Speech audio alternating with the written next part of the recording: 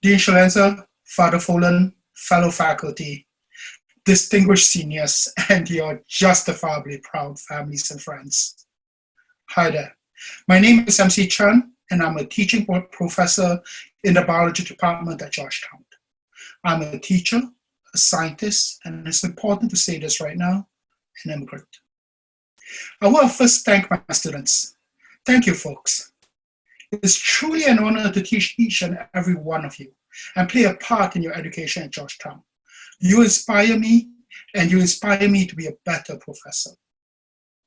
I also want to thank the biology department. I've learned so much from watching and working with every one of my amazing colleagues. Thank you for showing me what it means to put our students first. Equally important are the wonderful folk at Candles who work tirelessly to help faculty become better teachers and thus help students get a better education. Thank you for helping me. Okay, now let's have a lesson. I know, but if you invite a teacher onto the stage, you should probably expect a lesson. I want to talk about COVID-19. First and most importantly, let's acknowledge that the disease has fundamentally changed all our lives, but not equally. The impact has been disproportionately borne by those who are traditionally marginalized, including people of color, the incarcerated, immigrants, and those without job security. In other words, the folk who were screwed before this pandemic are screwed now, but more so. We might all be in this together, but some of us are deeper in the muck. The story of the pandemic is an economic story, a political story. It's about equity and social justice, but also fundamentally, it is about science. The scientific response to the COVID-19 pandemic has been, in a word, amazing. It really has. We have found out more about COVID-19 in a few short months than we have for any other disease in the same time frame. A month after the first patient was identified on December 1st of 2019, we have isolated the SARS-CoV-2 virus and sequenced the viral genome. We had the first infection test a week after that. Doctors share information about symptoms and treatment strategies around the world and have saved countless lives. We have a growing idea about what drugs work and what drugs don't work.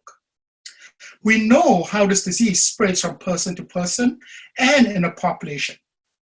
We have effective strategies that, if followed, can ameliorate and decrease transmission and deaths. There are currently over 120 different projects worldwide focused on developing a vaccine. There is a lot of work left to be done, but there is faith that we will learn more, and as we learn, we can decrease the impact of the disease and eventually beat it. There is hope. Why talk about this now? Because it's important, especially now, to acknowledge that modern science works and ask how it works. Modern science works because it's cooperational. It works because there is free flow of information and people. It requires plainly both native and immigrant scientists and students who are able to go where the research is happening and to collaborate freely. Let's be clear, it's not perfect. Science does not always work well. The inability to communicate and navigate the realpolitik and bureaucratic arrogance in this and other countries has limited the impact of scientific discoveries. All the other problems that pervade the rest of society pervade science as well.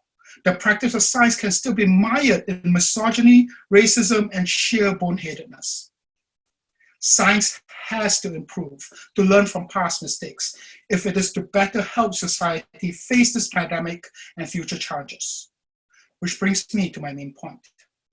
Science is simply a part of society. And if scientists can find a way to build hope and try to overcome past mistakes, if science can figure out how to work, then the rest of society can as well. We can make a better world.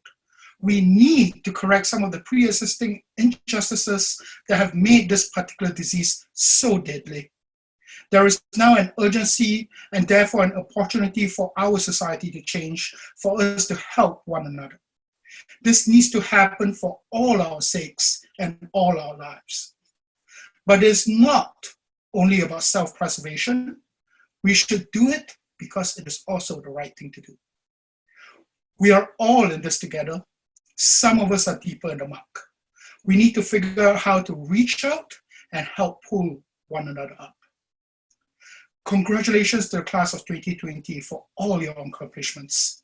I can't wait to hear about what you do next and how you change our world.